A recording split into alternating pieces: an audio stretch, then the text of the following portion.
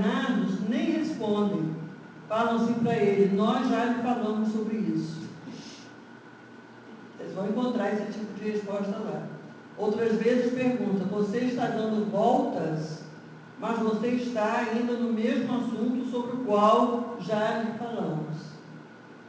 Então é uma maneira de verificar a positividade daquelas assertivas. Então este cidadão, que por enquanto ainda é o Hippolyte Léon, toma conhecimento um dia daqueles fatos que nós estudamos na aula anterior. Lembra-se, né? Que tem mesa andando sozinha, que tem um monte de coisa acontecendo, e ele fala: quando vir, acreditarei. Mas ainda achou que fosse possível. Ele não acreditava a priori e nem negava, o que é de uma grande sabedoria. As coisas não deixam de existir porque eu as desconheço, e não existem só enquanto eu as conhecer. Não vi, portanto não sei se é real ou não. Passa-se mais algum tempo, e aí o cidadão volta e diz que agora as mesas se movimentam dando respostas inteligentes. Ele admitia que as mesas pudessem se mover sozinhas, agora que pensassem, não admitia. Lógico. Agora eu quero ver isso de perto. E quando ele olha a coisa acontecendo, ele para pensar. Essa é a questão. Ele para pensar. Que é já o nosso roteiro de hoje.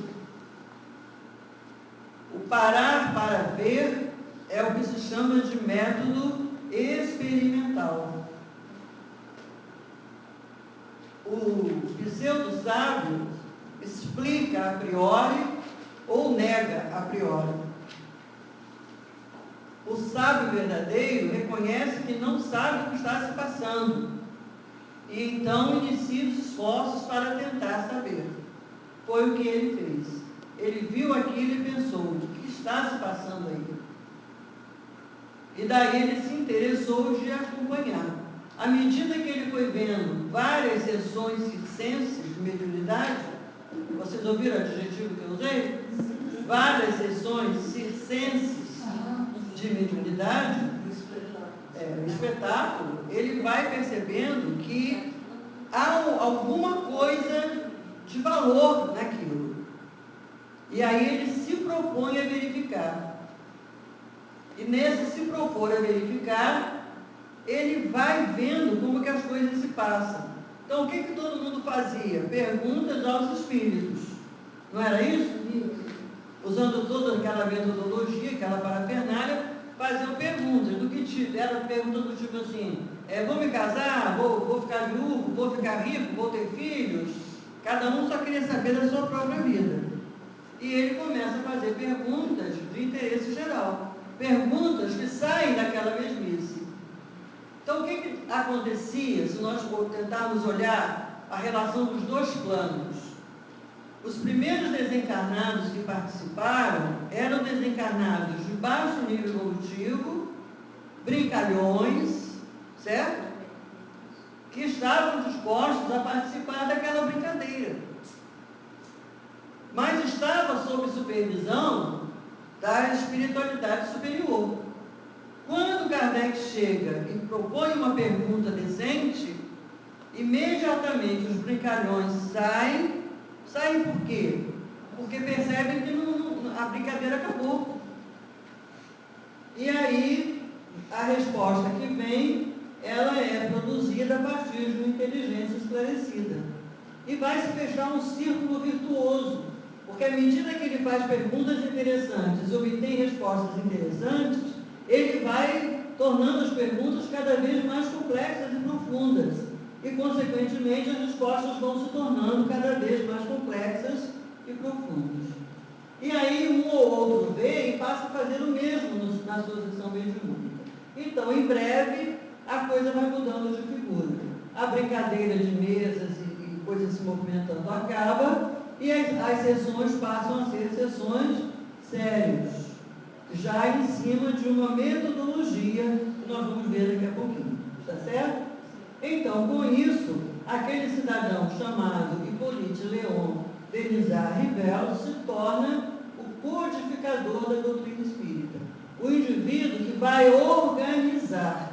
Ele não é autor de nenhum ensinamento doutrinário. A doutrina espírita, ela é obra de uma coletividade espiritual, desencarnada. Kardec vai entrar juntamente com os médiuns para cumprir a parte de trabalho que cabia aos encarnados, que era patentear no mundo físico aqueles ensinamentos, perguntando, anotando, organizando o texto, mandando editar e publicando. Certo até aí? Certo. Está bom? E num determinado momento, ele então está disposto a editar as obras, né, a primeira obra, que é o Livro dos Espíritos, e ele se pergunta: que nome eu vou botar? Quem é o autor? Não poderia botar seu próprio nome, porque ele sabia não ser o autor. Além disso, ele já era um autor conhecido. Então, aquilo que ele era como cidadão, Hippolyte Léon, iria se refletir naquela obra que não era de autoria dele.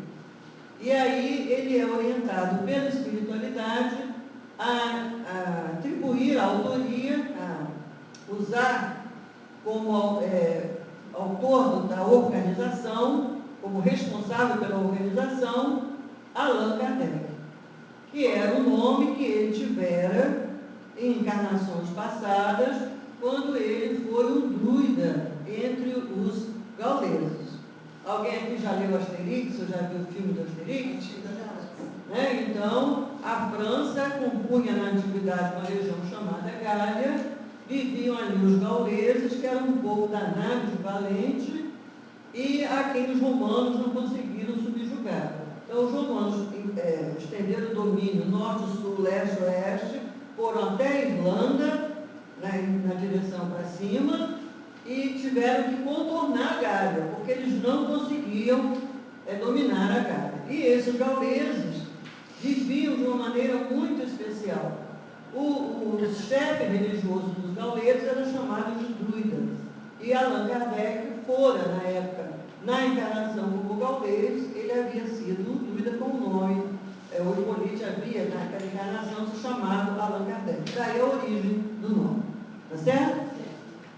E então, com isso, ele publica primeiro o Livro dos Espíritos, em 1857. Já estou adiantando um pouquinho o roteiro, né? Depois ele publica, em 1861, o Livro dos Médiuns. Eu sei essas datas porque eu já falei isso 1 milhão de vezes. Tá certo? Na época que eu era professora, os meus alunos falavam assim para mim. Eu escrevia uma fórmula química no quadro. Daqui eu escrevia outra. Eles perguntavam: o que é esse Na? Eu dizia: sódio. O que é o O? Oxigênio. Isso era fácil. O que é o C? Carbono. E o S? Enxofre. Pô, mas não tem nada a ver, não. Começa com E e está escrito com S, aí eu explicava por quê. Isso, na época eram 100 e um pouquinho, agora não sei mais a quanto está. Que andam descobrindo alguns e produzindo outros elementos químicos. Aí tinha sempre um dia que eu falava: professora, a senhora é muito inteligente. A senhora sabe todos eles de cor. Eles pensavam que eu tinha sentado e decorado. Claro, eu sabia porque usava 50 mil vezes por dia aquele troço. É a mesma coisa. O Livro dos Espíritos, quase toda hora eu tenho que ver que data foi editado. Aí eu gravei, abril de 1857. O Livro dos Médiuns, que também durante muito tempo eu trabalhei dirigindo a reunião mediúnica, é 1861. Depois, o terceiro é o Evangelho segundo o Espiritismo, 1864. Depois vem o Céu e o Inferno, e depois vem a Gênese, que eu acho que é de 1868, o Céu e o Inferno eu não me lembro, mas vocês vão ver quando estudarem para responder isso aí, tá bom? Eu estou dizendo a vocês não sei, para que vocês percebam que saber essas datas não significa conhecer a doutrina espírita, não, tá bom? Significa conhecer a história. É bom conhecer, mas a gente tem que saber o que representa cada informação, certo? Não é a prioridade. Então, nesses livros, o primeiro, que é o Livro dos Espíritos, contém basicamente praticamente a doutrina inteirinha. Os outros 4 são desdobramentos. Vocês vão perceber quando fizerem essa tarefa facilmente como que é desdobramento. E eu vou repetir hoje. Seria muito importante se ao longo deste ano que nós estamos fazendo esse estudo sistematizado, todos vocês lessem esses 5 livros direto. Não é abrindo o Evangelho em qualquer parte, ou lendo. O único que eu acho que a segunda parte pode ser dispensada é o Céu e o Inferno. E a Gênesis, que tem uma primeira parte dificílima de se aguentar, pode ser lida sem o compromisso de gravar aquilo, só para fazer a visão global. Ok, amigos? Então, dessa maneira, desaparece o Hippolyte Léon e surge para o mundo o Allan Kardec. Além desses livros, ele editou durante muitos anos a Revista Espírita, que até hoje pode ser comprada na forma de livro, em qualquer livraria espírita, e fez viagens divulgando a doutrina. E se envolveu em publicações de artigos de revistas, de jornal, na defesa dessa doutrina, até morrer em 1869, me parece, em março de 1869, até ele se encarnar aí. E quando ele estava escrevendo a Gênese, havia equívocos na Gênese, e a espiritualidade deu uma cutucada nele e disse que ele olhasse, que ele fizesse uma revisão e verificasse os equívocos com prontidão. E ele fez isso. A espiritualidade o mandou apressar-se porque ele já estava com as malas prontas, o lugarzinho dele já reservado na espiritualidade. Então, no mundo espiritual, era necessário que ele se apressasse porque o tempo estava acabando. Então, vejam que de 1854, quando ele toma conhecimento dos fenômenos mediúnicos, até 1868, passaram-se 14 anos. Em 14 anos, ele editou esses livros, ele coordenou a elaboração de toda esta obra. Então, vejam que era realmente muito trabalho. Eu imagino que 14 anos para escrever um único desses livros, tirando talvez o Evangelho, o Céu e o Inferno, que o material já está pronto, é só parar para pensar, mas os outros, que tem muita coisa elaborada, 14 anos para escrever um deles não seria nenhum prazo absurdo. Só que em 14 foram editados 5 livros, mais todos os exemplares da Revista Espírita. E era então esse trabalho que tinha que ser feito.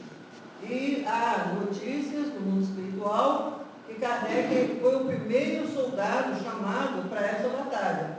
E se ele tivesse recuado, havia outros que estavam já também incumbidos de realizar a tarefa. E nós devemos pensar assim, eles fizeram isso para nós. Não. Porque quem sabe nós não estivemos trabalhando lá. É ou não é? Sabe por que é bom a gente pensar isso? Para a gente não imaginar que o que nós temos hoje prontinho é um privilégio. Não é um privilégio. Nenhum de nós recebe o privilégio da vida. Cada um de nós só recebe da vida o que fez por onde mereceu. Certo? Então, nós estarmos envolvidos com essa doutrina, colhendo dessa doutrina tanto conforto, tanta consolação. Se a gente parar para pensar o quanto nossa vida é muito melhor porque nós somos espíritas, mesmo que vocês digam assim, mas nem sempre eu me lembro disso. Tudo bem que não se lembre sempre, mas podem ter certeza que nos momentos de grande dificuldade, cada um de nós tirou muita força de tudo aquilo que a doutrina nos tem ensinado. Se não há privilégio, isso é um direito que nós conquistamos. Conquistamos com trabalho, que não é o trabalho de hoje. Hoje que eu falo é esta encarnação. É um trabalho de